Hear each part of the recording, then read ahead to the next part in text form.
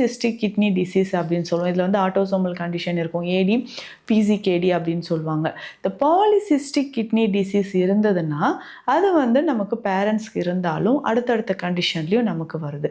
அதுக்கப்புறம் சிஸ்டைட்டிஸ் அப்படின்னு நீங்கள் வந்து ஸ்கேன் ரிப்போர்ட் பார்த்தோம்னா சிஸ்டைட்டிஸ் அப்படின்னு போட்டிருப்பாங்க, இல்லை மெடிக்கல் ரீனல் டிசீஸ் அப்படின்னு சொல்லி போட்டிருப்பாங்க. இந்த மாதிரி கண்டிஷன் எல்லாமே நமக்கு சிறுநீரகம் பாதிக்கப்பட்டிருக்கு அப்படின்றதுக்கான ஒரு அறிகுறி தான்.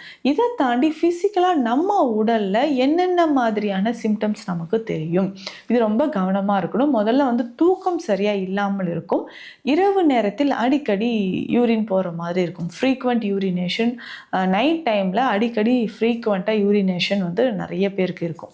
இதை தாண்டி பார்த்தோம்னா முதுகு பகுதியில், அதாவது கீழோ பேக் அப்படின்னு சொல்கிறோம் இல்லைங்களா, அதை விட கொஞ்சம் மேலே கரெக்டாக அந்த கிட்னி இருக்கக்கூடிய இடத்துல ஒரு வலி இருந்துக்கிட்டே இருக்கும்.